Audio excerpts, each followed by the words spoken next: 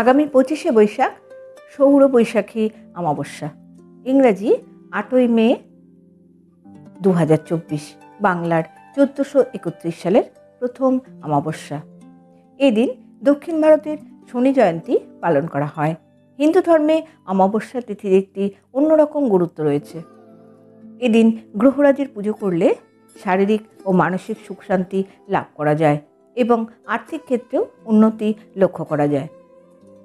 শনির সাড়ে ও ধাইয়া থেকে মুক্তি পেতে এই দিন দরিদ্রদের দান করুন।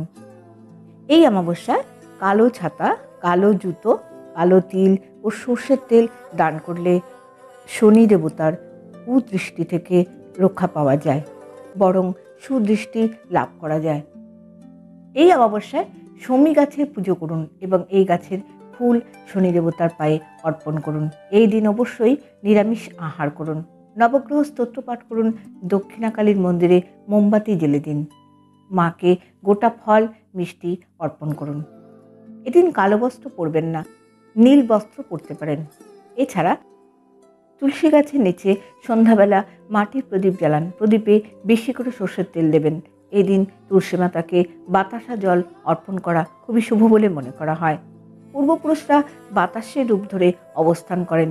এদিন কাক ও অন্যান্য পাখিদের খাবার ও জল দিলে বিশেষ আশীর্বাদ লাভ করা যায়। যাদের কালসর্প দোষ রয়েছে তারা এদিন মহাদেবের আরাধনা করলে ভালো ফল পাবেন। এই অমাবস্যায় ভগবান বিষ্ণু বরাহ অবতার রূপে অবতীর্ণ হন পৃথিবীকে সমুদ্রের নিচে ডুবে যাওয়া থেকে রক্ষা করার জন্য। ভোরবেলা অবশ্যই গঙ্গা স্নান করবেন এবং স্নান করে গরিব দুঃখীদের বিশেষ কিছু দান করবেন। আমাদের শাস্ত্রে 5টি বিশেষ স্নানের উল্লেখ আছে। শনি বা মঙ্গলবার অমাবস্যা পড়লে খুবই শুভ ফল পাওয়া যায়। এই স্নানগুলি মন্বন্তরা, মৌনী, বারুণী, করতোয়া ও ষষ্ঠী যোগের স্নান। এই 5টি যোগে স্নান করলে বিশেষ শুভ ফল পাওয়া যায়। একাদশী, অমাবস্যা, শ্রাবণ মাসের কৃষ্ণাষ্টমী স্নান, জ্যৈষ্ঠ মাসের স্নান প্রভৃতি। সকালে যদি গঙ্গা স্নান না করতে পারেন তাহলে বাড়িতে স্নানের জলে গঙ্গা জল, কালো তিল মিশিয়ে স্নান করুন এবং মাথায় ঢালার সময় অবশ্যই গঙ্গা গঙ্গা শব্দ উচ্চারণ করুন। স্নানের পর পিতৃস্তোত্র পাঠ করতে হয়। এতে পূর্বপুরুষরা খুশি হন এবং পরিবারের ওপর তাদের আশীর্বাদ দান করেন।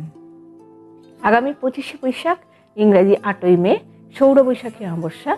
অমাবস্যা তিথি শুরু হবে পূর্ব দিন অর্থাৎ 24শে বৈশাখ মঙ্গলবার দিবা 10টা 48 থেকে।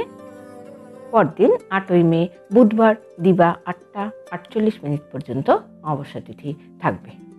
ভিডিওটি শুনে যদি আপনাদের ভালো লাগে তাহলে একটি লাইক দিয়ে অবশ্যই চ্যানেলটিকে সাবস্ক্রাইব করবার অনুরোধ রইল।